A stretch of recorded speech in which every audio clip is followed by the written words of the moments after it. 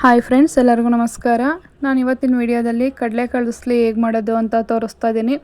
ದೇವರ ನೈವೇದ್ಯಕ್ಕಂತೂ ತುಂಬಾ ಚೆನ್ನಾಗಿರುತ್ತೆ. ಈರುಳ್ಳಿ ಬೆಳ್ಳುಳ್ಳಿ ಉಪಯೋಗಿಸ್ತೇನೆ ತುಂಬ ಸಿಂಪಲ್ಲಾಗಿ ಮಾಡ್ಬೋದು.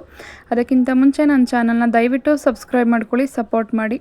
ಬನ್ನಿ ಹೇಗೆ ಮಾಡೋದು ಅಂತ ನೋಡೋಣ. ನಾನಿಲ್ಲಿ ಅರ್ಧ kg ಕಡಲೆಕಾಳನ್ನು ಚೆನ್ನಾಗಿ 8 ಗಂಟೆ ಕಾಲ ನೆನೆಸಿ ಇಟ್ಕೊಂಡಿದ್ದೀನಿ.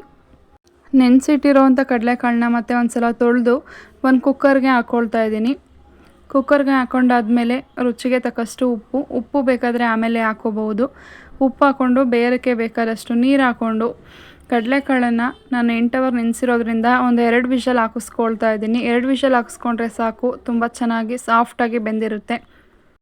ಇವಾಗ ಈ ಕಡೆ ಮಸಾಲೆಗೆ ಒಂದು ಮಿಕ್ಸಿ ಜಾರ್ಗೆ ಖಾರಕ್ಕೆ ತಕ್ಕಷ್ಟು ಹಸಿಮೆಣಸಿನ್ಕಾಯಿ, 3 ಕಡ್ಡಿಯಷ್ಟು ಕರಿಬೇವಿನ ಎಲೆ, ಅರ್ಧ ಹಿಡಿ ಕೊತ್ತಂಬರಿ ಸೊಪ್ಪು, ಸ್ವಲ್ಪ ಅರಶಿನ, 1 ತೆಂಗಿನಕಾಯಿ ಫುಲ್ 2 ಭಾಗನೂ ತಗೊಂಡು ಹಾಕ್ಕೊಳ್ತಾ ಇದ್ದೀನಿ. ನಾನಿಲ್ಲಿ ಜಾಸ್ತಿ ಕ್ವಾಂಟಿಟಿಲಿ ಮಾಡೋದ್ರಿಂದ ಜಾಸ್ತಿ ಕಾಯಿನ ಹಾಕ್ಕೊಳ್ತಾ ಇದ್ದೀನಿ.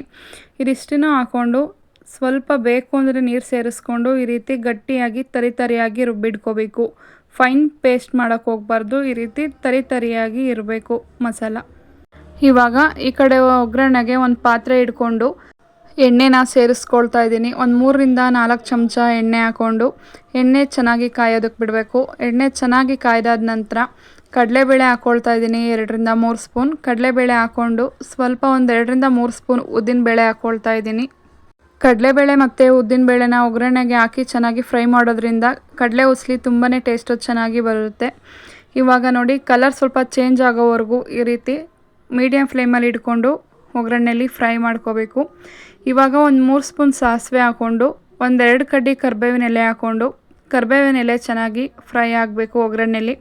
ಇವಾಗ ಫ್ರೈ ಆದ ನಂತರ ಮೊದಲೇ ರುಬ್ಬಿಟ್ಕೊಂಡಿರೋ ಅಂಥ ಕಾಯಿ ಮಸಾಲಾನ ಹಾಕ್ಕೊಳ್ತಾ ಇದ್ದೀನಿ. ಮಸಾಲ ಹಾಕಿದ್ಮೇಲೆ ಚೆನ್ನಾಗಿ ಒಂದು ಸಲ ಮಿಕ್ಸ್ ಮಾಡ್ಕೋಬೇಕು. ಮಸಾಲ ಹಸಿ ವಾಸನೆ ಹೋಗಿ ಸುತ್ತ ಎಣ್ಣೆ ಬಿಡೋವರೆಗೂ ಚೆನ್ನಾಗಿ ಫ್ರೈ ಮಾಡ್ಕೋಬೇಕು.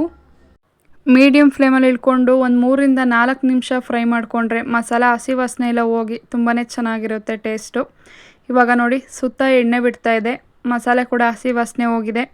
ಇವಾಗ ಸ್ವಲ್ಪ ಬೇಕು ಅಂತ ಅನಿಸಿದ್ರೆ ಸ್ವಲ್ಪ ಉಪ್ಪು ಹಾಕ್ಕೊಂಡು ಒಂದು ಸಲ ಚೆನ್ನಾಗಿ ಮಿಕ್ಸ್ ಮಾಡಿ ಜಸ್ಟ್ 1 ನಿಮಿಷ ಫ್ರೈ ಮಾಡ್ಕೋಬೇಕು.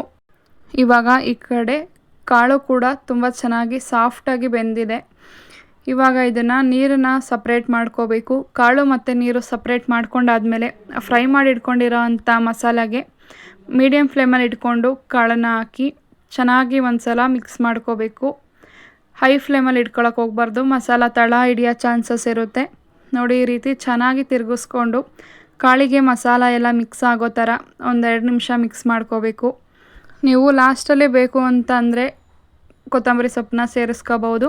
ನಾನು ಮಸಾಲಾಗೆ ಸೇರಿಸ್ಕೊಂಡಿದ್ದೆ, ಹಂಗಾಗಿ ಸೇರಿಸ್ಕೊಳ್ತಾ ಇಲ್ಲ. ನೋಡಿ ಎಷ್ಟು ಚೆನ್ನಾಗಿ ತುಂಬ ಕಲರ್ಫುಲ್ಲಾಗಿ ದೇವರ ನೈವೇದ್ಯಕ್ಕೆ ಕಡಲೆ ಉಸ್ಲಿ ರೆಡಿಯಾಗಿದೆ. ನೀವು ಒಂದು ಸಲ ಟ್ರೈ ಮಾಡಿ. ದಯವಿಟ್ಟು ನನ್ನ ಚಾನಲ್ನ ಸಪೋರ್ಟ್ ಮಾಡಿ, ಸಬ್ಸ್ಕ್ರೈಬ್ ಆಗಿ.